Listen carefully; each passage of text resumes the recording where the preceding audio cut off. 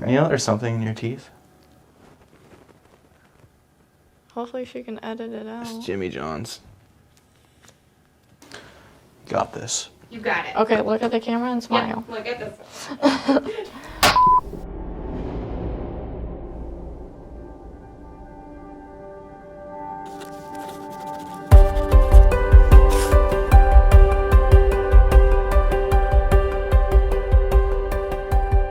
I always was the giddy girl with like the Pinterest board and had to have a pretty ball gown dress and have all the fancy things at the wedding, I guess, so.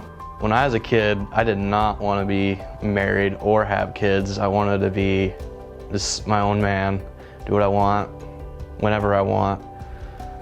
But that's changed, so. As a kid growing up, I enjoyed being outside. Anything with my family, doing stuff like that. Cows, that was a big part of my childhood, is cows. Always wanted to be around cows. Friends, the lake, and all the stuff you do in small town Nebraska. I was quiet and didn't really say much. I was a follower, I wasn't a leader. So I guess that changed quickly when I grew up.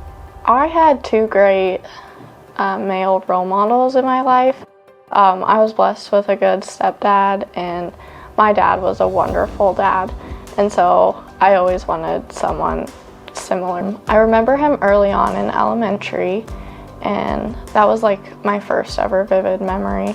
He was kind of a turd in school, so like you always could remember Trey Mousel.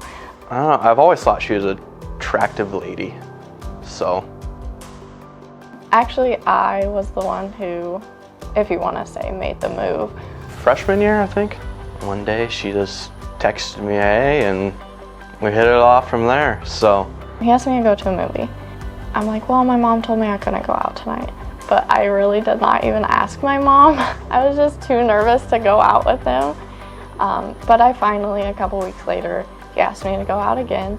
He took me to see some cows, and then we went and watched a movie at his dad's house, and I guess now the rest is history. We talked for a couple months, and then I just asked her to be my girlfriend, and surprisingly she said yes. I don't know why she said yes, but she did, and here we are, getting married now, so.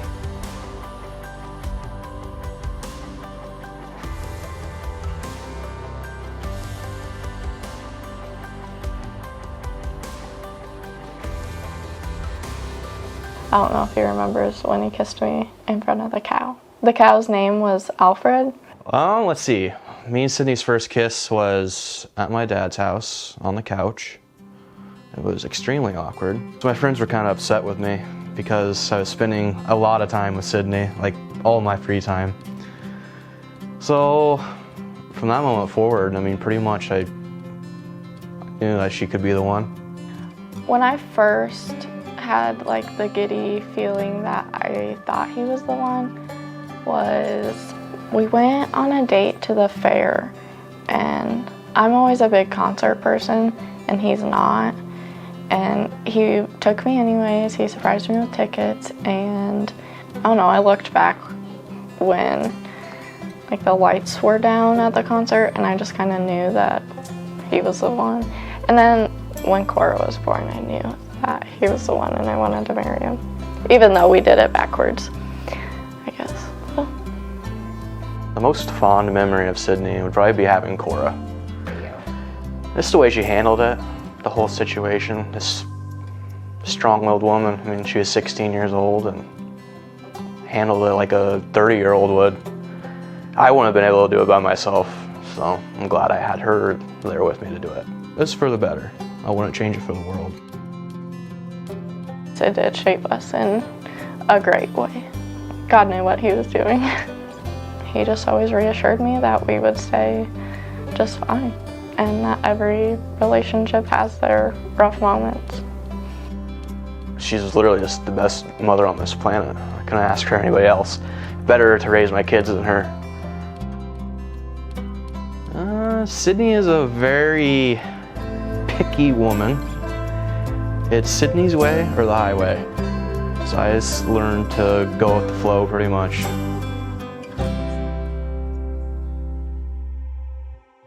Trey always told me that I had to graduate college before I ever wanted to get a ring, get married, anything. That always inspired me. He kept pushing me to graduate college, and I'm very thankful for that. So, she graduated college.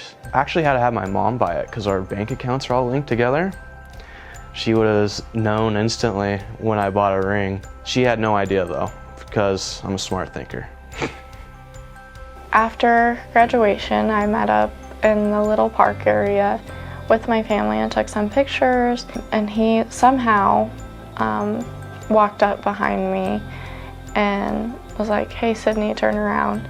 And I did, and he was down on one knee. I thought that'd just be a good time to do it, so I went ahead and did it, and surprisingly, she said yes, so. He's going to be a great husband. He always has been a great father and a great boyfriend, great fiance. Nothing's really gonna change, I guess. We're always gonna just like joke around, and that's what I'm most excited about, is like getting to call him my husband. I never in a million years would have imagined calling Trey Mousel my husband in high school, but I am so happy to marry him. All I'm looking forward to is this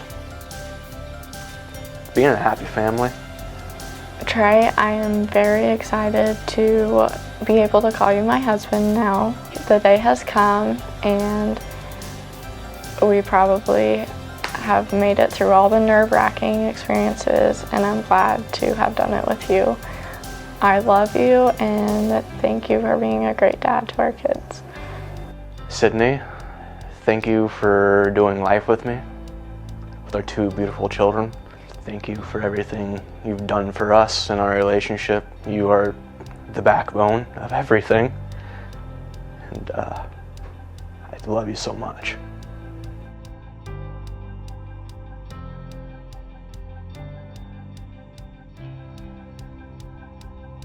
Thanks for everybody coming out and spending this special day with us. It's a blessing. Thank you to everyone that came out today and that have supported us in our whole crazy journey. We greatly appreciate you celebrating with us. Thank you.